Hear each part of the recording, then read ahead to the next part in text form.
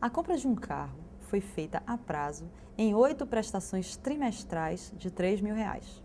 O comprador, entretanto, solicitou o pagamento em 24 parcelas mensais para que houvesse diluição dos compromissos. De quanto deveriam ser as prestações mensais, uma vez que a taxa de juros era de 7,689% ao trimestre? Nesse caso, nós temos dois fluxos de caixa. O primeiro fluxo do pagamento original, que seriam 8 prestações trimestrais de R$ 3.000. Como o exercício não cita a data do início do pagamento das prestações, nós supomos sempre, nesse caso, uma série do tipo básico, do modelo básico, com a primeira prestação exatamente na data 1 trimestre. Então, nós teremos aí 8 prestações trimestrais de 3.000, com a primeira prestação na data 1 trimestre. O fluxo de caixa dessa operação, então, seriam 8 saídas de capital das datas 1 até a data 8 trimestres. O segundo fluxo seriam as prestações mensais, que são exatamente 24 prestações mensais. A gente também supõe do modelo básico, já que o exercício não cita o início do pagamento das prestações.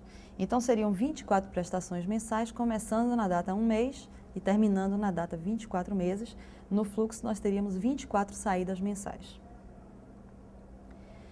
Temos uma taxa trimestral de 7,689%. No caso do primeiro fluxo, que nós temos pagamentos trimestrais, a taxa já está ajustada ao período da série.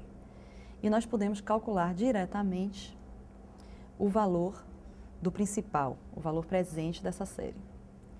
No caso da segunda série, nós teremos que encontrar a taxa mensal equivalente para que possamos escrever a equação do valor principal dessa série.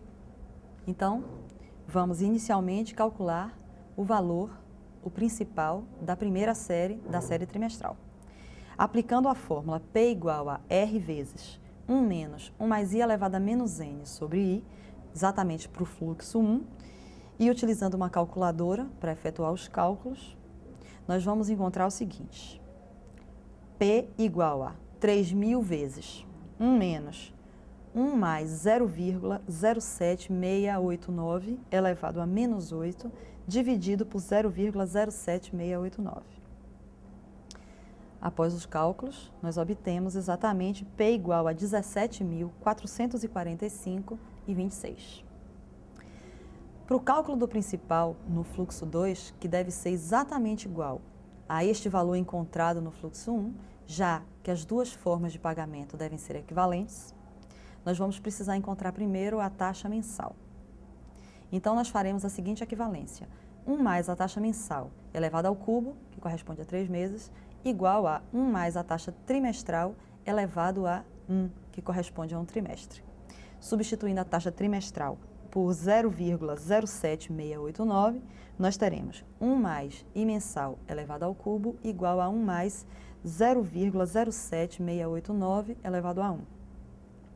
Logo, nós teremos 1 mais a taxa mensal elevada ao cubo igual a 1,07689.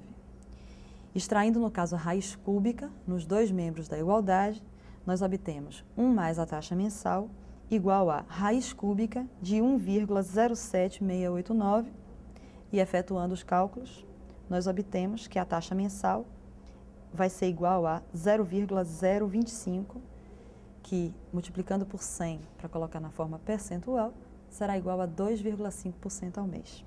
A partir dessa taxa mensal, nós podemos, então, calcular o principal do fluxo 2. Neste caso, nós vamos utilizar a tabela financeira, já que a taxa de 2,5% está presente nessa tabela. No primeiro caso, nós efetuamos o cálculo utilizando a calculadora científica, porque a taxa de 7,689% não está na nossa tabela financeira. Então, nesse caso, nós teremos que P igual a R vezes o fator de valor presente, o FPV IN, no caso, para uma taxa I de 2,5% e um N igual a 24, que são as prestações mensais. Então, nós teremos, nesse caso, o P igual a R vezes o fator de valor presente de 2,5% e 24, ou seja, R vezes 17,884986. Como o principal do fluxo 1 é igual ao principal do fluxo 2, já que os dois fluxos são equivalentes, nós vamos igualar o valor encontrado no primeiro fluxo com o valor encontrado no segundo fluxo, e então teremos R vezes 17,884986 igual a 17.445,26, ou seja, R igual a 17.445,26 dividido por 17,884986, R igual a 975,41, que é o valor da prestação mensal que nós estávamos procurando.